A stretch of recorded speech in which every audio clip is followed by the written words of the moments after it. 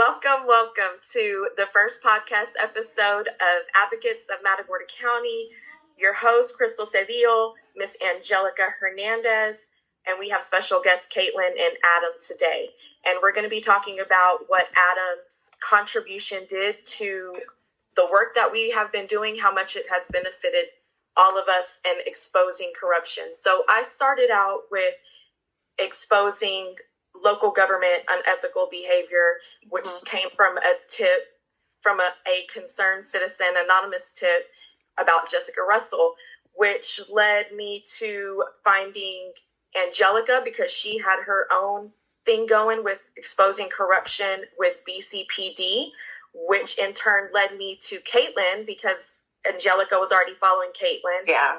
Learned about Caitlin's story and Charlotte's story, and I watched her podcast with Kevin Henry, and that really got me connected with Kaitlan. First, I came across the music video. That came from an anonymous tip on Facebook. Someone said, hey, you need to check this out. I watched the music video. It was really funny. But then I started watching Adam's other videos, and I see he has a story here, and that led me to following him and his story, but I didn't know about the record drop yet. That hadn't come until another person in the chat sent me the link. So all of this stuff had already been out. Adam had already put this out on the internet, but we had not found it yet for months later. So Adam, before we get into why you did all this and your story, can you tell us who made the song? Are you able to tell us who made the song? Who made the song? Yes, Matagorda County, most crooked jail, Texas. Well, really, that was me and my friend James. We ended up using the AI. Like, James is the one that really takes the credit for that. Okay. He was the one that was working with AI, but AI is actually the one that helped us. We ran through some of the corrupt stuff that they've been doing, and AI generated a song for us for it. Funny. It was really funny. And it got a lot of people talking. It was a lot of people were asking, like, who sang that song? Like, we all were under the tension. It was a real song. And it was catchy. Yeah. It was catchy. Send it to the radio station. Which in turn later led me to the record drop. And then we went through all that, and that opened a big can of worms. So when that record drop started getting attention from stuff that we posted, what happened, Adam? Did you get any backlash from the police? No, well, I ended up getting a bunch of public records, but nothing on the behalf of the song. You guys want me to go ahead and start talking about the records, or what part do you guys want? Okay. What led you to requesting all these records? All right. Well, my mom and my dad ended up locked up in Matagorda County, and they were getting mistreated. My dad had ended up getting beaten up by 4 different officers, and that was really what said, all right, let's go ahead and start doing this. And then my friend James, he ended up getting mistreated in the jail as well. James ended up getting mistreated in the jail, and it's part of the reason why he's blind. They didn't want to address his medical issues, and they mistreated him too as well. They threw him in a rubber room, was giving him bagged lunch and just throwing it right on the floor, and so it just left me into doing a bunch of public information requests and trying to figure out how corrupt the county really was. And what I could find out about grievance forms, because there was a bunch of grievance forms that were filled out and were never on the records. And I actually have videos of some of the grievance forms getting filled out and them not being on record.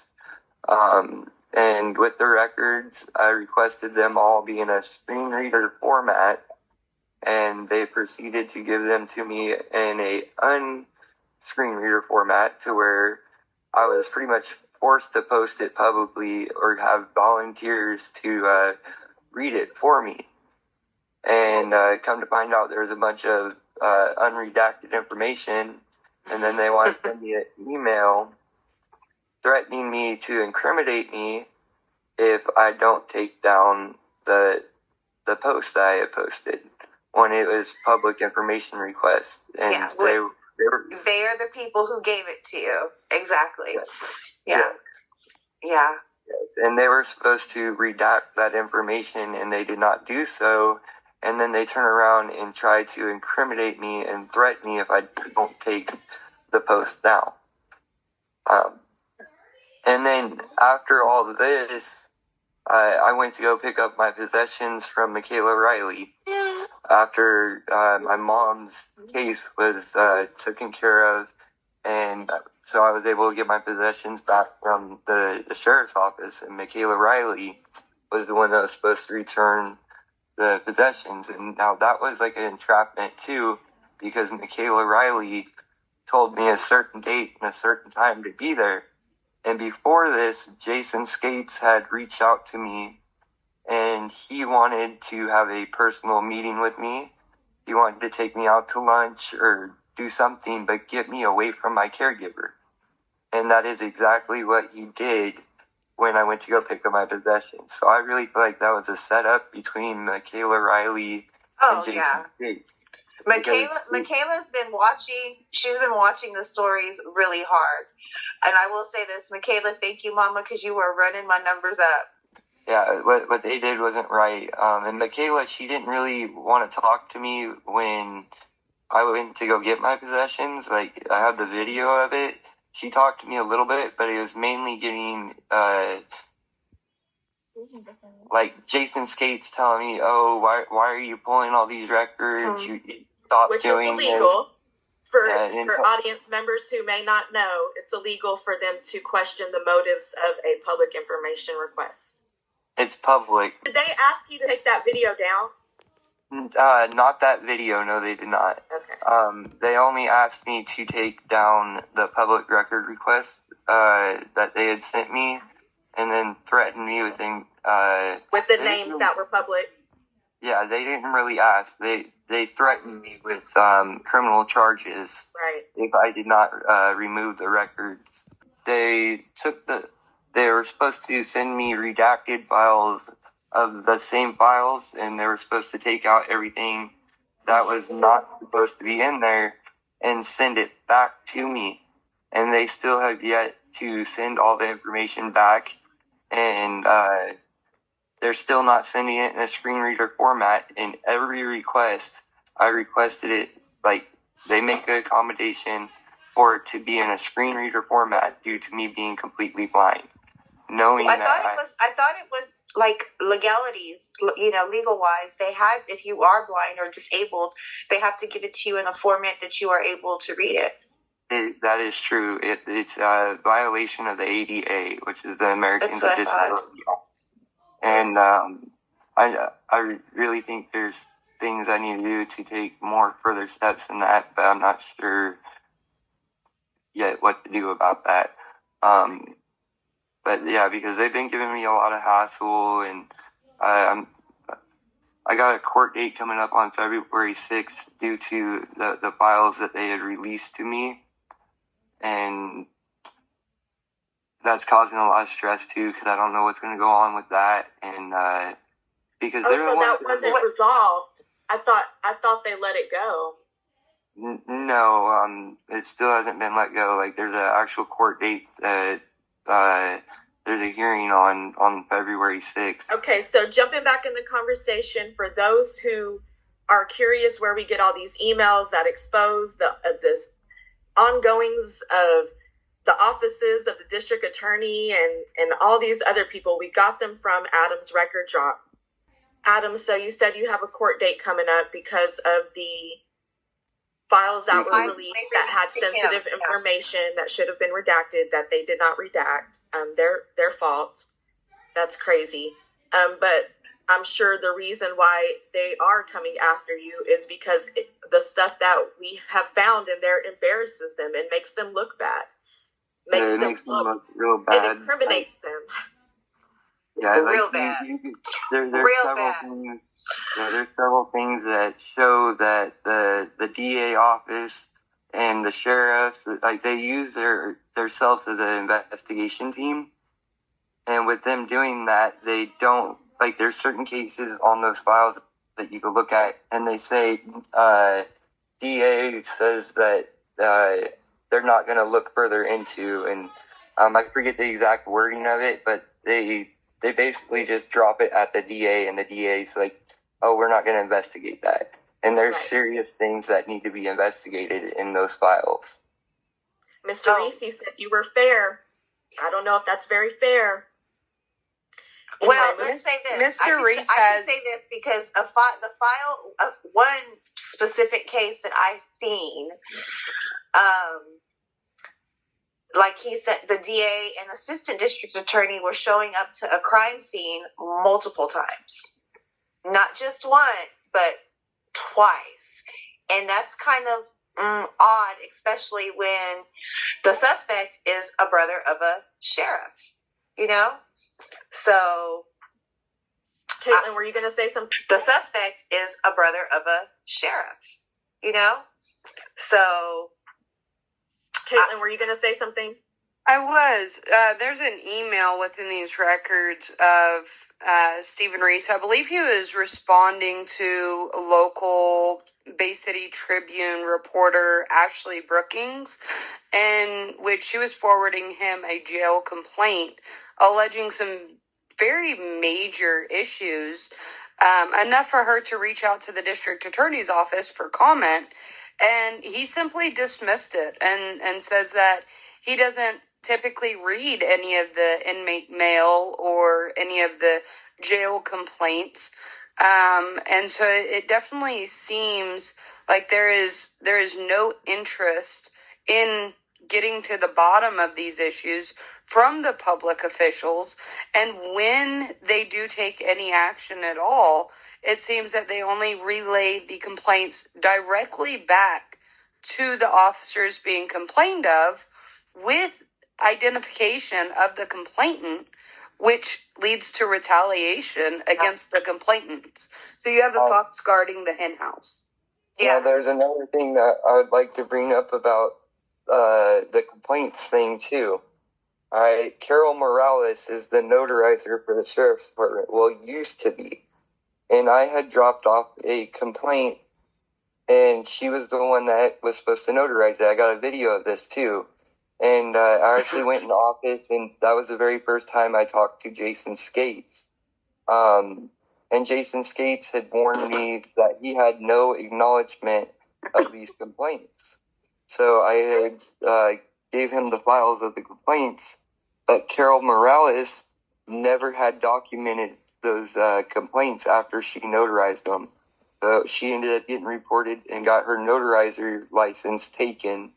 And I'm wanting to do another complaint here real soon, because of something that's happening with one of the sheriffs in town due to a child endangerment with my kiddo back there. Circling back to Skates real quick, since all this has happened, he has retired. Do you think that he has another job position or he's something? in the warrant division. Oh, He's in the warrant division. I I called up there and confirmed that the other day because I wanted to call over the situation that happened with Deputy Hensley. That's the cop that I want to make a complaint with. I called up there to talk to Jason Skates. Because, Jason Skates said, if you have any problems, talk to me directly, gave me his personal number. And, I ended up calling up to the sheriff's office and asking to get transferred over to Jason Skates. And they told me that they couldn't transfer me to Jason Skates because he's no longer the captain. He is now working in the warrants division. So he got demoted. Yeah, he got demoted. Do you think that had anything to do with your situation, with him illegally questioning you? I think it very well could have. I'm not 100% sure of it, but I think it very well could have. There's a lot of things. Do you think Michaela should keep her job after questioning you as well?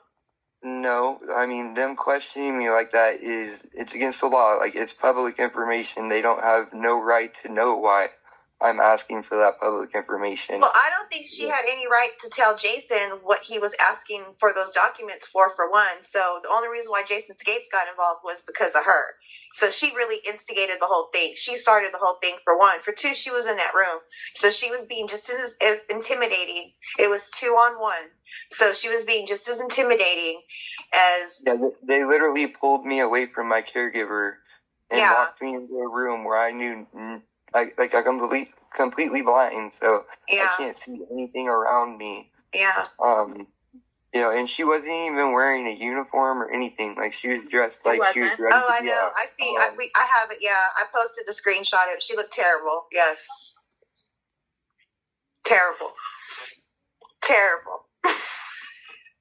So there's a lot of other public records that have been gathered here recently as well. Like Adams makes up the bulk of what we're looking through as far as the corruption within the sheriff's department, the DA's office, and all of those things. And I have the police department on lock. I have CPD on lock. So and that's the thing is I'm starting to receive and will disseminate quite a few requests that have come from other people who don't even really engage in our group a whole lot, for the simple fact that the trends and patterns are starting to show up to the public. So they are starting to release things going, okay, well, if they were doing X, Y, and Z on this day, maybe that's why they did this with these records that I have,